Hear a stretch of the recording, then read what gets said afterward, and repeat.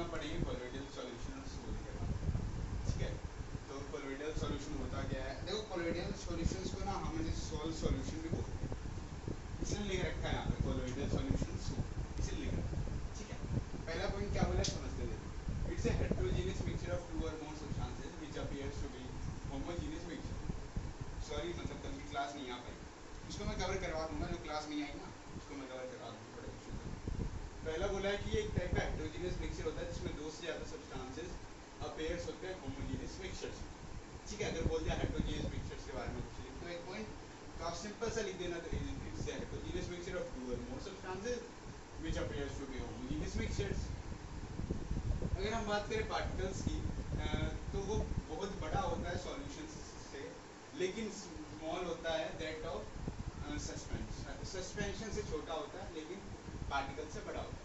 जो इनकी जो रेंज होती है वो होती है 1 नैनोमीटर से लेकर 100 नैनोमीटर, इसको हम नैनोमीटर पढ़ते हैं, ये लिख दिया गलती से यहाँ पे नैनोमीटर, ठीक है।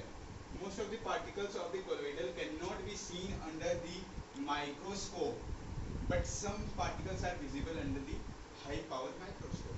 देखो कुछ पार्टिकल्स ऐसे होते हैं ना कोलोइडल सॉल्यूशंस में जिसको हम माइक्रोस्कोप्स के अंदर देख नहीं सकते, उसके लिए आपको पावरफुल माइक्रोस्कोप्स लाना पड़ेगा।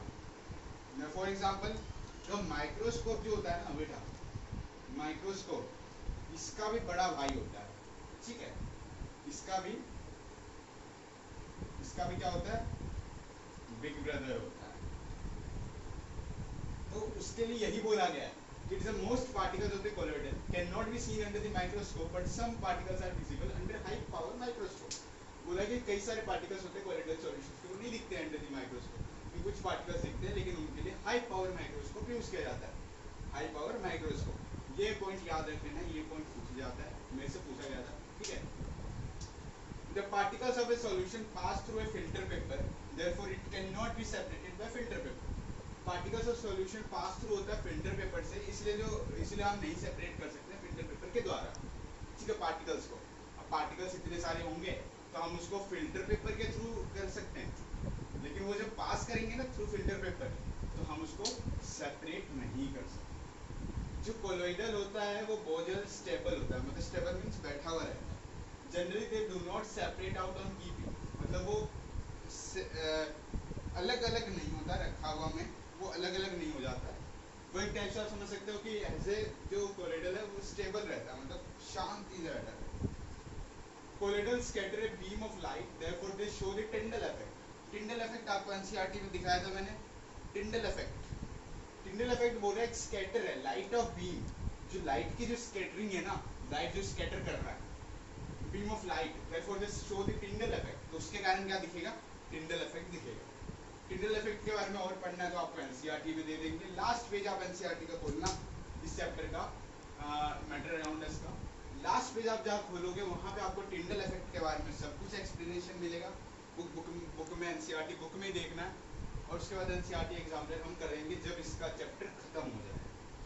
सस्पेंशन बोला है, ये एक हेटेरोजेनियस मिक्सचर होता है जो दो से ज़्यादा सब्सटेंसेस एक सब्सटेंस को नहीं डिसॉल्व कर पाते हैं उसके अंदर, तो उसको हम क्या बोलते हैं, सस्पेंशन।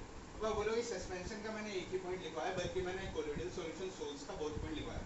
नहीं, नोट्स में तो अभी बहुत पॉइंट है सस्पेंशन के, बट यहाँ पे स्पेस नहीं था इसलिए मैंने सस्पेंशन का एक ही पॉइंट लिखा है। नेक्स्ट क्लास में आपको सस्पेंशन के बारे में पूरा डिटेल में पढ़ाऊंगा मैं, सस्पेंशन होता क्या है, क्या काम होता है, उसके बारे में पूरा डिटेल में सस्पेंशन का नेक्स्ट क्लास में उसकी वीडियो आएगी। और यहीं पे देख लो आप कहीं कोलोइडल सॉल्यूशन सोल्स का कहीं देख लो आप, कोई डाउट हो तो प्लीज़ कमेंट में लिख देना, या स्क्रीनशॉट आप ले सकते हो अगर फॉर मेकिंग द नोट्स। नहीं तो मैंने बोला ना आपको लास्ट क्लास जिस दिन होगी उस दिन मैं आपको स्क्रीनशॉट प्रोवाइड कर दूँगा, स्क्रीनशॉट क्या आपको मैं पूरा पीडीएफ प्रोवाइड कर दूँगा नोट्स का। वहाँ पे बस आपको क्या करना है, पीडीएफ में मेरा जो पहला वीडियो था इस चैप्टर का, उसके लिंक पे क्लिक करना है आपको सिंपली। वहाँ पे जैसे आप क्लिक करोगे वहाँ पे आपको दिखाएगा PDF, open PDF adobe Acrobat यहाँ दिखाएगा, तो आपको बस उस पीडीएफ को ओपन कर लेना है, वहाँ पे आपको सारे नोट्स मिल जाएंगे, सब कुछ मिलेगा आपको नोट्स, ठीक है, जनरेटेड होगा एआई के द्वारा। और उस नोट्स को आपको डाउनलोड कर लेना है, और जो नोट्स आप डाउनलोड किया आपने उसको आपको नोट डाउन अपनी नोटबुक में कर देना। तो इसलिए मैं ये बारे में इसलिए मैं कह रहा हूँ क्योंकि कि अगर अभी आप नहीं नोट्स डाउनलोड करते हो, अगर आप नोट्स अभी नहीं पढ़ते हो, तो आपका आगे जाकर आप ही का लॉस होगा।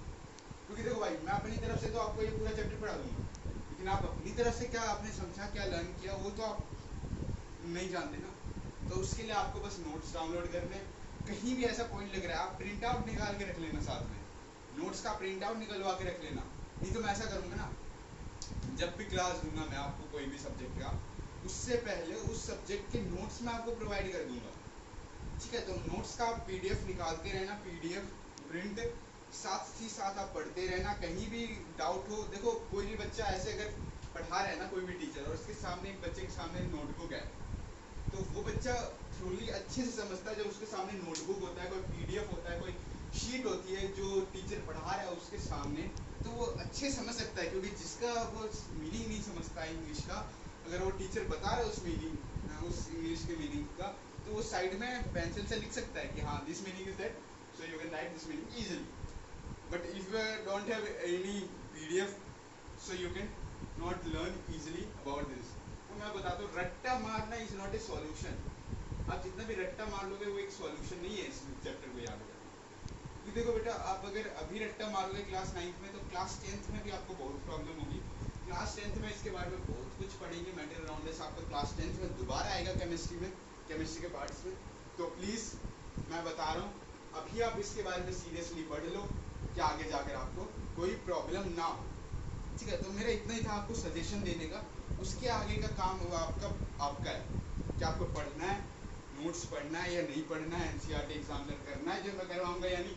जो मैंने आपको हर एक चैप्टर का एनसीईआरटी एग्जामिनर लास्ट मोमेंट में करवाया है, जब चैप्टर खत्म हुआ है। आपका मैंने सेल चैप्टर का करवाया था, इस चैप्टर का करवाऊंगा जब खत्म हो जाएगा। ये अभी थोड़ा टाइम लगेगा, इसको टाइम लगेगा इस चैप्टर को खत्म होने। और देखो, कल हो सकता है ना, कल मैं कोई दूसरी चीज़ भी हो सकती है मैं पढ़ाऊँगा, या इसी का कंटिन्यू करेंगे, कुछ दूसरा मैं पढ़ा दूँगा। क्योंकि देखो, आप भी बोर हो जाते हो केमिस्ट्री में पढ़ते पढ़ते, ठीक है। तो देख लो, आपको कहीं भी डाउट लगता है, कुछ भी ऐसा चीज़, तो आप वहाँ पे पूछ सकते हो, ठीक है। देख लीजिए पर आप स्क्रीनशॉट ले सकते हो, you can also take this screenshot of this content. और देखो, लिख लेना नोटबुक में, मैं आपके फ़ायदे के लिए बता रहा हूँ। So thank you, very nice day. अब मिलते हैं नेक्स्ट क्लास में टुमारो।